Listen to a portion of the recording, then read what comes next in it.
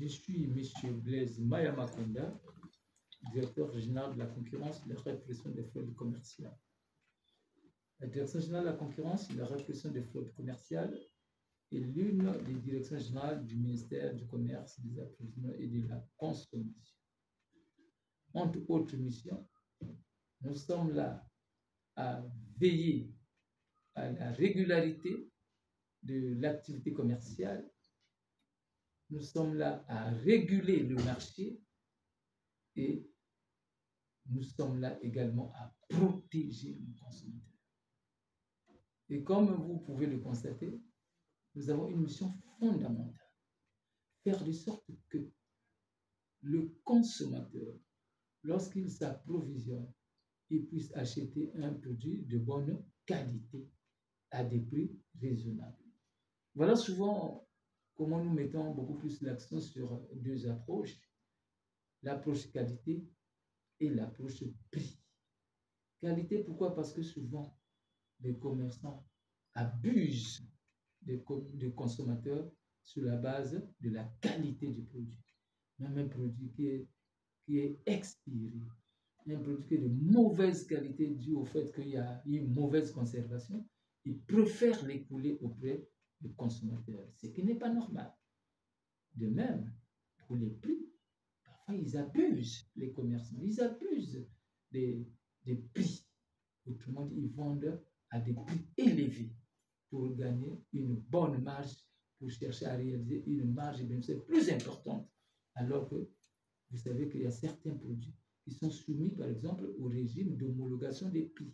Autrement dit, le commerçant nous présente la structure des prix qui ferait de sorte que nous puissions retenir à quel montant, tenant compte bien entendu de la marge possible qu'il puisse réaliser, donc à quel montant il peut vendre son produit. Mais eux, quand c'est comme ça, ils abusent. Voilà pourquoi vous voyez que sur le terrain également, nous tenons toujours à ce que ces commerçants puissent procéder à la publicité des prix. Ça fait partie de la transparence du marché.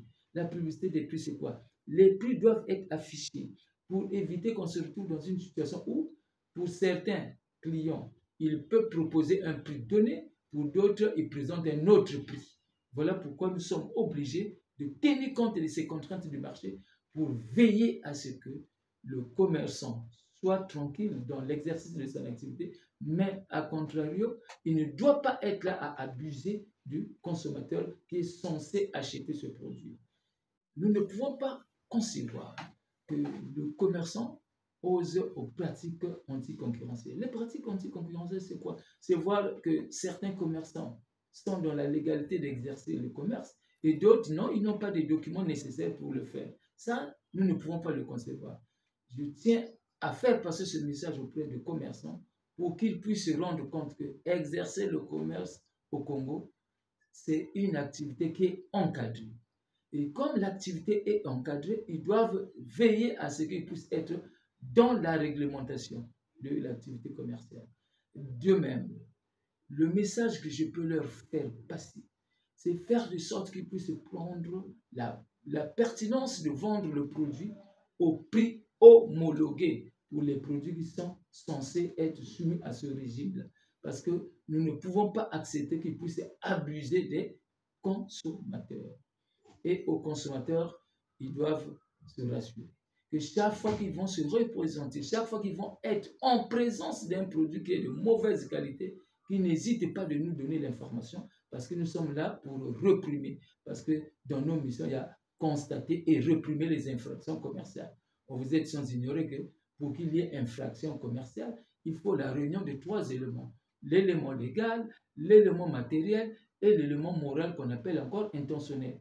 Quand ces 3 éléments sont réunis, en ce moment-là, nous sommes en mesure de réprimer le commerçant qui est indélicat du point de vue de son comportement.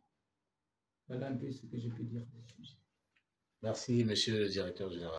Pour cela, je dis aux agents, nos agents, qu'ils puissent être en conformité avec les textes. Voilà pourquoi nous procédons à l'organisation des ateliers de formation pour renforcer les capacités opérationnelles des agents. Parce qu'il y a des agents, qui viennent au ministère du Commerce, notamment à notre direction générale, uniquement pour se faire des poches. Ce qui n'est pas normal. Il faut qu'ils fassent le travail conformément au texte en vigueur.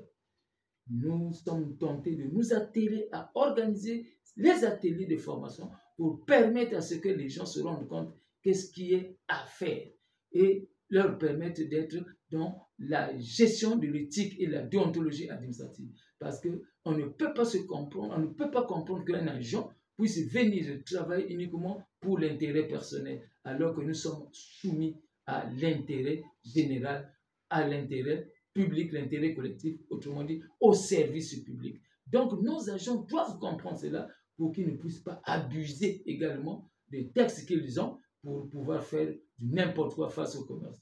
Voilà pourquoi aussi je demande aussi aux commerçants que lorsqu'ils sont en porte-à-faux avec les textes, lorsqu'ils ne sont pas conformes au texte, donc lorsqu'ils sont reprimés, ils doivent venir payer au niveau de l'administration. Parce que c'est l'administration qui est censée recevoir l'argent et en contrepartie, ils ont droit à une quittance du trésor pour nous déterminer convenablement par rapport à nos missions.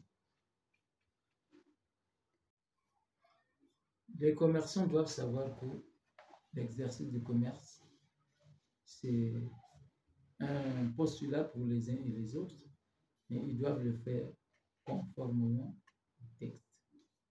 Les agents verbalisateurs, c'est-à-dire que nos agents, nos collaborateurs, doivent se rendre compte que ce qui les sauve, c'est l'application des textes.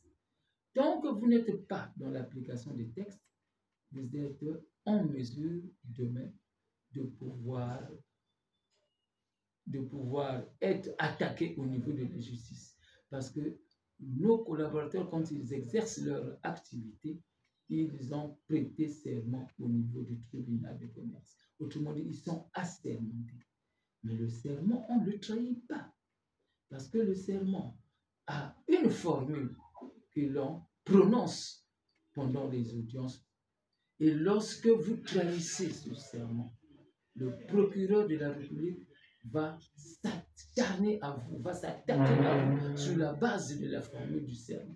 Donc, ils doivent travailler selon la légalité en prônant l'éthique et la déontologie administrative. Et c'est très fondamental. Donc, aux uns ou aux autres, de savoir que l'activité commerciale est encadrée et on ne peut pas se permettre de faire du n'importe quoi.